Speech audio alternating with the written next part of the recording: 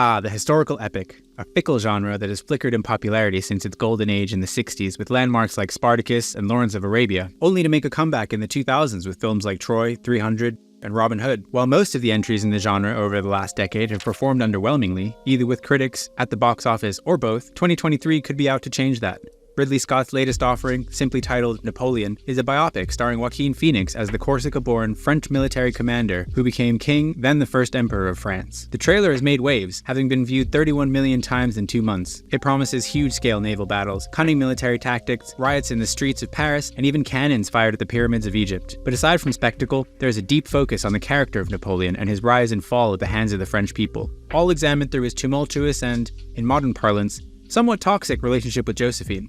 Scott is a master at combining character study with huge set pieces, and while figuring out how to bring one of history's most famous and mythologized figures to the screen, he used the relationship between Napoleon and Josephine to center him. He told Empire that, "We all know what a monster he was in battle. Merciless. But his Achilles heel was Josephine. What's great is, she's not impressed by him, this little man. So how does one condense the life of Napoleon and his legacy into one movie, even one with a 158-minute runtime? Well, Scott has likened it to climbing a mountain. At the ground level, the peaks look a long way off, but as you climb up the hill with your partners in this ridiculously challenging Lego kit of information you're trying to put together, sometimes pieces don't fit, and you're already at 20,000 feet. It's a continual day-by-day process, but that's why I do it. The historical accuracy of the film has been brought into question as people have done what people do and analyzed the trailer to within an inch of its life. While it is true that Napoleon did fight near the pyramids, he did not fire cannons at them. This may be a tip of the bicorn hat to the myth that he fired cannons at the Sphinx for target practice, completely destroying the nose. I won't go into the other embellishments here, but if you're interested, there are plenty of videos explaining them in excruciating detail. While we know these events are not true,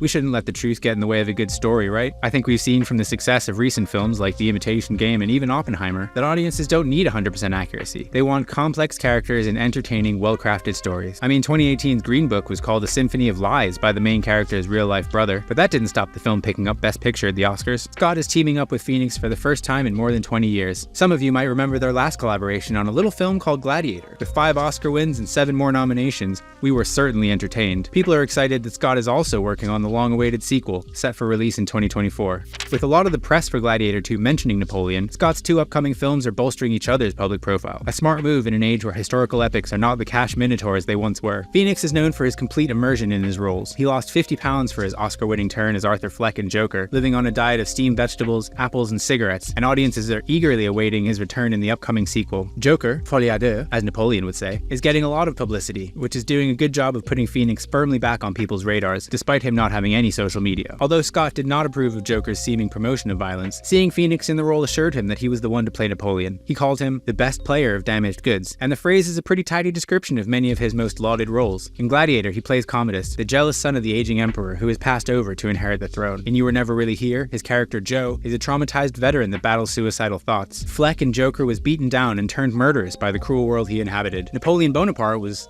short.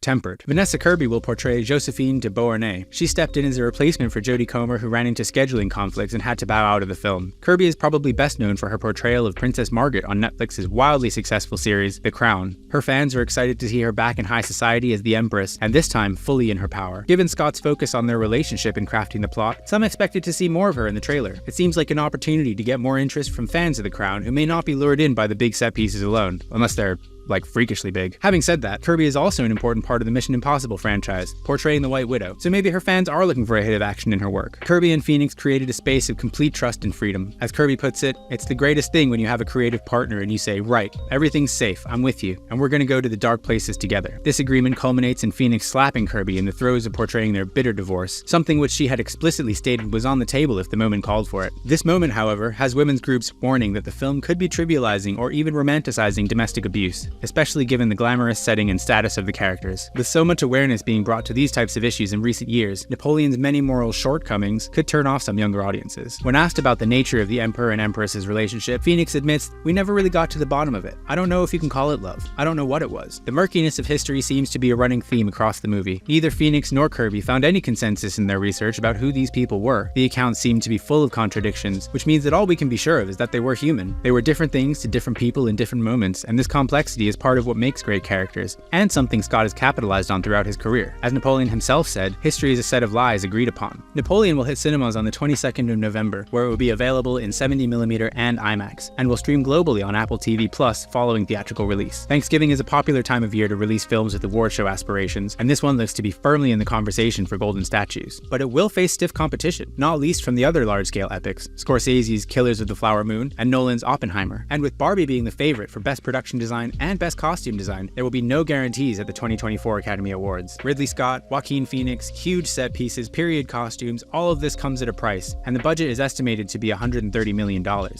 Recent war films such as 1917 and Dunkirk have performed very well financially, with a big chunk of that coming out of the US. But they did have the luxury of portraying a conflict that America was actually involved in. But enough about what we think, we want to know what you think. Is it about time for a new wave of historical epics? Does it irk you when movies embellish history for the sake of entertainment? If you want the studios to hear about it, then head over to Popcorn and tell them.